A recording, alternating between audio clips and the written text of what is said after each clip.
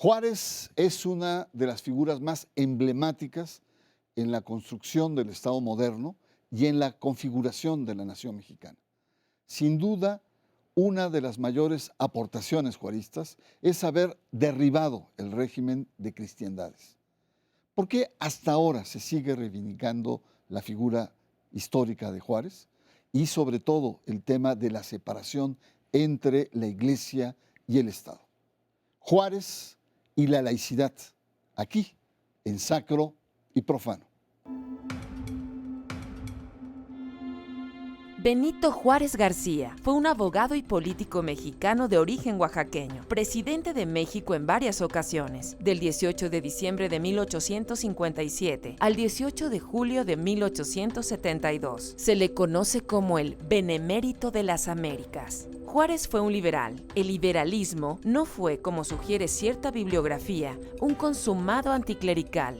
Juárez fue católico y guadalupano, pero luchó contra los fueros eclesiásticos y buscó la separación de la Iglesia y el Estado. Los principios que guiaban a Juárez y a los liberales eran la igualdad de todos ante la ley, las libertades de comercio, inversión, pensamiento y expresión, y la tolerancia. Entre 1855 y 1863, Juárez y los liberales impulsan las leyes de reforma. Entre otras medidas, se formaliza la independencia y la separación entre la Iglesia y el Estado. Su mandato enfrentó la furia de los conservadores y el clero. Libró la llamada Guerra de Reforma. Hasta la actualidad, sectores conservadores del catolicismo aún increpan su figura. En el año 2000, por ejemplo, el entonces presidente Vicente Fox mandó a desmontar su retrato de tamaño natural de Los Pinos y en diversas ocasiones ha afirmado que Juárez fue un mal presidente. Más allá de las polémicas, Benito Juárez, a 213 años de su nacimiento, se le recuerda como el fundador del Estado moderno mexicano. Bienvenidos a Sacro y Profano. Juárez y la laicidad. Juárez, a propósito de su natalicio, nos preguntamos cómo conviven las diferentes claves de lectura en él. Un indígena zapoteca, católico, eclesiástico, no hay que olvidar que estuvo a punto de ser ordenado sacerdote, y al mismo tiempo un liberal. De tal suerte que en Juárez es una persona en donde se conjugan diversas tradiciones, incluso contrapuestas, como sería la dimensión religiosa y la dimensión liberal. Por lo menos en el siglo XIX había una tensión muy grande. Muchas gracias, Marta Eugenia García Ugarte, una prestigiosa investigadora y además una experta en Juárez. Todavía tengo presente tus volúmenes espesos sobre el periodo y agradezco mucho todo tu trabajo intelectual y de investigación. ¿Por qué Juárez sigue siendo importante hoy día? Muy importante pregunta, valga la redundancia.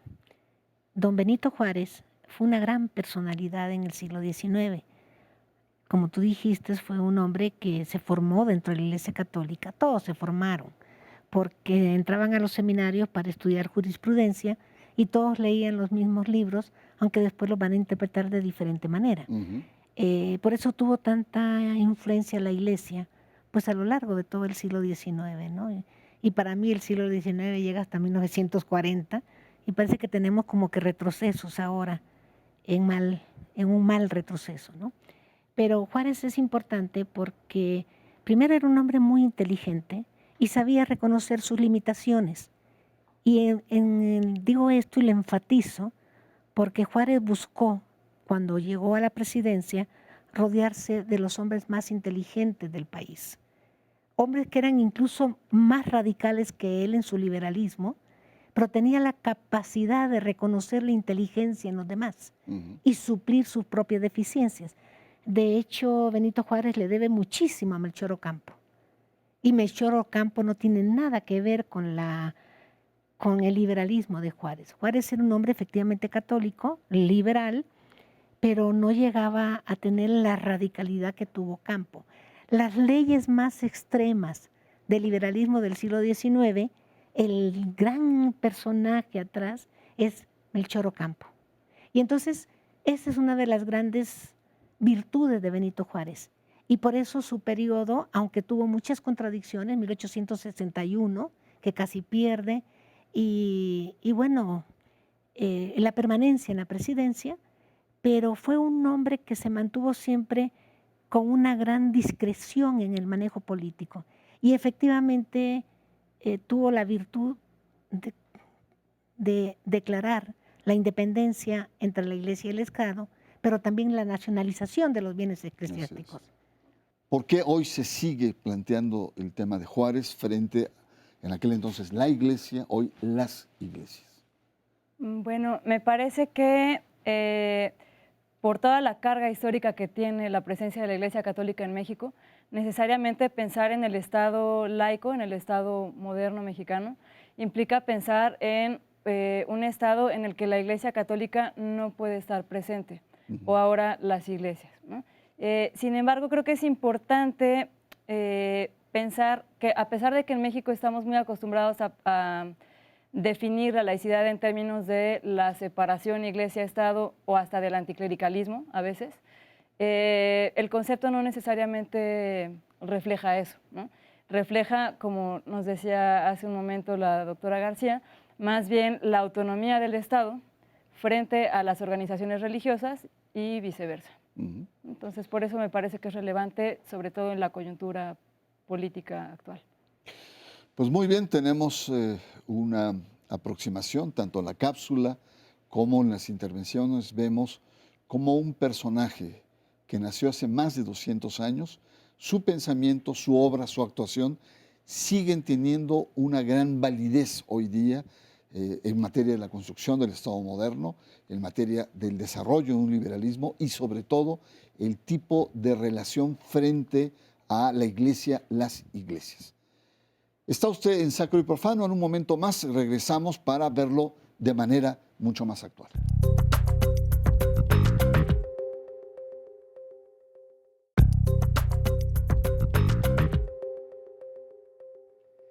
Juárez y la laicidad aquí en Sacro y Profano.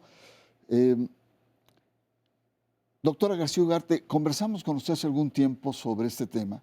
Yo recuerdo que se causó una gran polémica, sobre todo cuando tú planteaste que más que Juárez, Juárez no creó la laicidad, sino Juárez, digamos, fue el epicentro al cual surge posteriormente la laicidad. Y él plantea la secularidad del Estado, la secularidad de la conciencia, la educación y también la independencia o separación o autonomía entre la Iglesia y el Estado.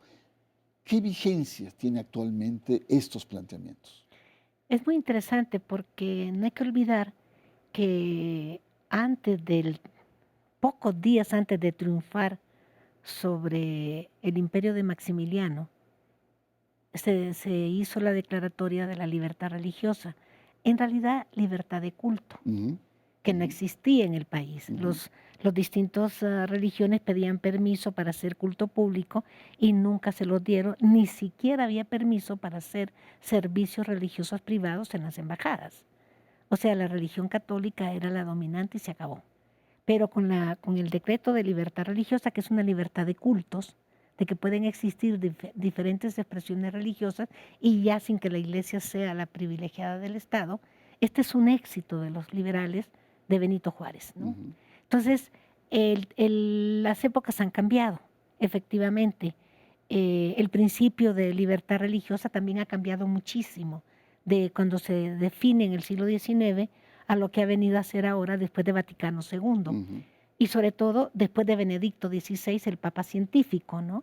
Porque Benedicto XVI habló muchísimo sobre libertad religiosa. Basta que uno revise el Observatorio Romano y ve los discursos de Benedicto XVI y hay mucha reflexión sobre libertad religiosa.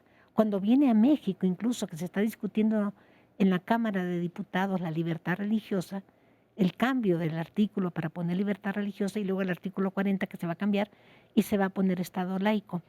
Creo que no era necesario.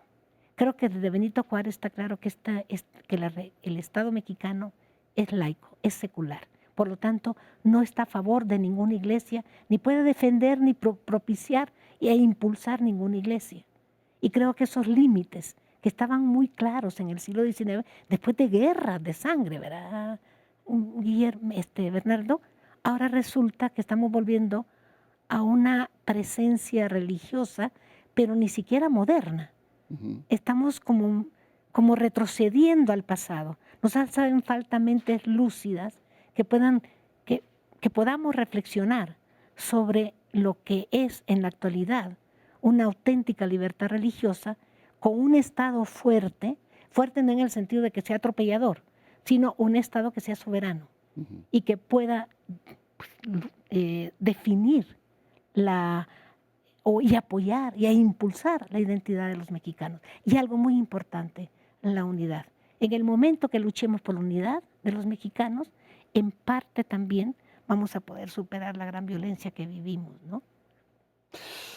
Violencia, guerras donde el factor religioso interviene de manera importante, una separación entre la Iglesia y el Estado inspirado en la actuación de Juárez, la construcción de un Estado laico en el que se dice el Estado laico garantiza la equidad entre las iglesias y garantiza también una cierta paz, pone orden, por así decirlo. Esta separación, y bueno, y además los eslogans que han surgido cuando dicen sin laicidad no hay paz, o la paz se tiene que lograr con o bajo la laicidad. Esta afirmación última, que se está retrocediendo, ¿a qué se debe? A falta de memoria, a intereses políticos. ¿Qué es lo que nos está pasando? Que se está yendo otra vez a esta emergencia de lo religioso en lo político. Bueno, creo que en realidad hay que pensar en la explicación como a partir de varias vertientes. Entonces, yo iniciaría diciendo que la laicidad en México, a diferencia de otras regiones del mundo, como pudiera ser Europa, se construye siempre desde arriba. Es decir, no había una pluralidad religiosa que obligara a que el Estado no tomara parte por ninguna, sino que había una religión hegemónica, dominante, a la que había que, de alguna manera, ponerle el alto si es que se quería conseguir la autonomía estatal, ¿no? Entonces, ese es un primer punto que me parece que hay que considerar. El segundo es que a partir de esa autonomización del Estado, se permite también entonces la pluralidad religiosa. Entonces, así como en el pasado existía solamente la religión católica, primero como oficial y luego ya no como oficial, en la medida en que transcurre el tiempo, la sociedad mexicana va volviéndose también más compleja. Y entonces, en la medida en que se vuelve más compleja, hay pluralidad de creencias religiosas, pluralidad de modos de vida, y efectivamente el Estado laico es la única institución que hace posible la convivencia entre todas estas formas de vida, de creencia. En el fondo también lo que plantea es, sin laicidad no hay democracia, porque el Estado protege las diferentes creencias y formas de pensar. Pero dime, ¿qué está pasando con los políticos? Es decir, tenemos políticos que hablan en nombre de Dios, parecen predicadores. Por ejemplo, los Duarte, que entregaron sus gestiones, sus familias, sus actividades al Sagrado Corazón de Jesús y a la Inmaculada Virgen María. Y después están en la cárcel. U otros presidentes municipales, Margarita Arellano en Monterrey, ahora con grandes escándalos sobre peculado y corrupción. ¿Qué pasa? ¿Por qué ahora los políticos utilizan lo religioso? ¿Es para legitimarse? ¿Falta de memoria histórica que tú reclamarías? Sí, ¿qué es lo que está pasando con los políticos? Sí, no solamente reclamaría la memoria histórica, digamos, la memoria histórica distorsionada, que en eso hemos contribuido muchos historiadores de la Iglesia. Porque también tenemos un defecto en la parte académica, ¿verdad, Bernardo? Y en los estudios de la Iglesia con mayor gravedad. No se va a los archivos. Y entonces se repiten errores al infinito. Lo dice uno y lo siguen repitiendo, y es la única manera de corregir la percepción histórica y recuperar en realidad la memoria histórica es con los archivos. Y no lo digo yo. Y no se dice en el siglo XXI. Se dijo por allá por 1753 con la corona española y el jesuita Burrell en Toledo. Pero lo que es interesante, lo que tú me dices ahorita, es que la Iglesia Católica en el siglo XIX era fuerte como iglesia, como institución. Ahora ya no es tanto la iglesia en sí, sino la tradición católica que se introdujo en el ADN de los mexicanos. Y entonces, además, la iglesia ya no se interesa tanto en aumentar su feligresía, sino en que se conserve esa tradición, aunque sea una tradición muy manoseada. O sea, una tradición católica que finalmente lo repiten, ¿ah? Pero no saben lo que están diciendo. En realidad no son católicos con formación católica.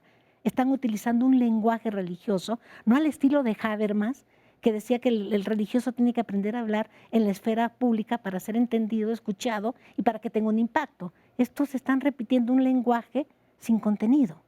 Y entonces por eso hablan tanto Sagrado Corazón, Inmaculada, y ahí le faltaría la Concepción, ¿no?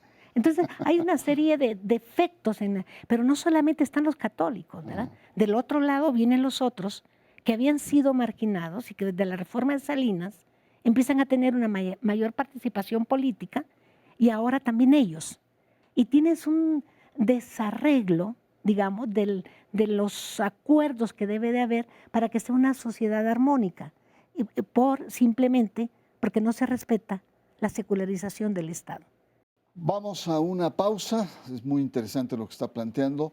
Lo que me queda claro que hemos conversado en este segundo bloque es que no podemos hablar de la laicidad como un concepto congelado, como el que llegó para siempre, que está puesto permanentemente en tensión por el desarrollo del país, de su historia, de su memoria, de su cultura política y de los actores políticos. Pero vamos a ese punto en el siguiente bloque, Juárez y la laicidad aquí en Sacro y Profano.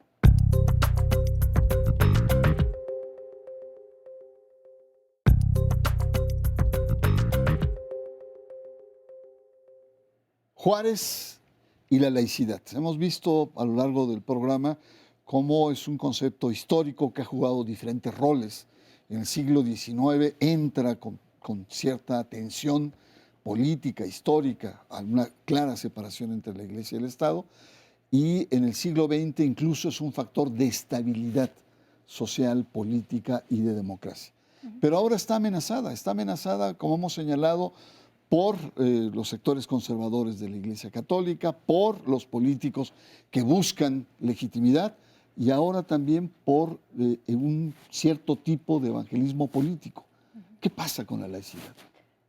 Creo que la clave para entender todo lo que está ocurriendo últimamente es tratar de vincular el concepto de laicidad con el concepto de secularización. La laicidad entendida como un régimen jurídicamente establecido y la secularización entendida como un proceso social, ¿no? Entonces, en la medida en que la sociedad no se encuentra suficientemente secularizada o no separa lo suficiente. Perdón, disculpa que te interrumpa. Sí. Explícanos así brevemente qué es secularización para los que no tengamos o no tengamos el contexto completo. Ok. Sí, la secularización puede entenderse como el proceso social a partir del cual la religión deja de ser el centro de la organización social y pasa a formar parte simplemente del resto de las esferas sociales. Se da en la cultura entonces. Se da en la cultura. Y la laicidad se da en el mundo lo jurídico y político. Y entonces lo que tú nos dices es que la tendencia ahora es de articular más la laicidad con los movimientos culturales de un país. Así es, porque por más que la laicidad esté definida ya constitucionalmente, mientras la sociedad o en el nivel social no se separe la religión respecto de la esfera política, por ejemplo, entonces esas cosas van a seguir ocurriendo.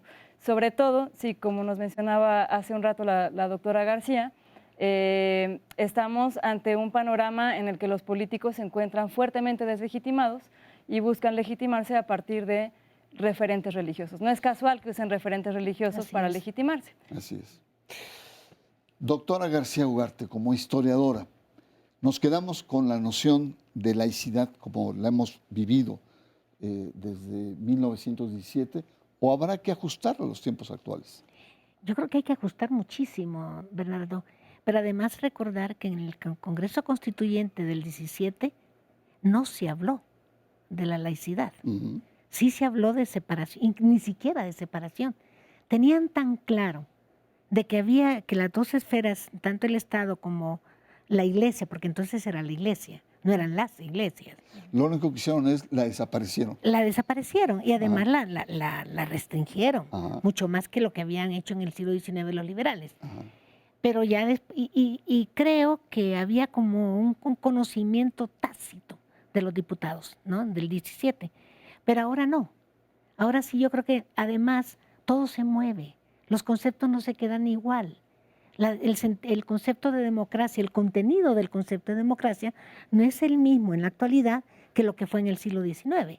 El concepto de secularización empieza dentro de la misma Iglesia Católica, cuando empiezan a secularizar las distintas doctrinas para convertirlas en parroquias, que eso crea una crisis institucional en la Iglesia, porque los frailes no querían dejar sus ingresos de las que les entraban por los servicios religiosos y el clero secular necesitaba de qué comer. Claro. Y entonces hay un conflicto que viene desde el siglo XVI y se continúa hasta principios del siglo XIX. Es la secularización de los religiosos, de la concepción de la atención religiosa de las personas por los frailes al clero secular. Secular de secularización, de ahí viene, ¿no? Luego ya la secularización de la sociedad es donde se nos enseñó, de hecho, en todo el siglo XX, a separar la religión de lo público y lo privado. Tú no te atrevías a hablar en público de cuestiones religiosas, porque nos educaron en el siglo XX, mediados del siglo XX, a finales del siglo XX, de que la religión era un asunto privado, como las cosas de tu familia, ¿no? Claro. Yo no tengo por qué platicar de mi familia. Claro, a veces hay que lucirla, ¿no? Pero en realidad hay aspectos privados de la vida y una de las partes privadas es la religión. Y ahora más, cuando hay una pluralidad religiosa, ¿no? Y sin embargo, cuando más cuidadosos tenemos que ser en la sociedad, es cuando más hemos perdido eso, ¿no? Y se está volviendo se quiere llevar y se ha traído a la religión a la esfera pública, pero no con reglas y normas, sino simplemente con el criterio del político. Y creo que son más los políticos que la población civil y posiblemente los académicos, que han perdido como un poco el reforzar sus pensamientos con el conocimiento histórico, ¿no? Muy bien, pues les agradezco mucho su presencia aquí en Sacro y Profano. Sin duda alguna, el tema de la laicidad está muy vinculado al tema de la democracia. La laicidad es una herramienta de la democracia. No es estática, hay que buscar cómo se convierte o potencializar con las necesidades de nuestra sociedad. Lo que me queda claro de esta conversación es que la laicidad es fundamentalmente un instrumento en el cual separa la lógica del Estado, de la esfera pública, de la lógica de las iglesias. No quiere decir que están estáticas o que están totalmente compactadas, pero hay una clara separación. Una segunda, el Estado laico garantiza la libertad de creer o no creer y también, por lo tanto, la no discriminación. Y finalmente, el tema de la equidad. El Estado tiene la obligación de la equidad y, por lo tanto, de la diversidad y, sobre todo, de las minorías. Así pues, tenemos una enorme tarea que trabajar sobre la laicidad en México, inspirada en las pulsaciones iniciales de don Benito Juárez. Muchas gracias y hasta la próxima semana aquí en Sacro y Profano.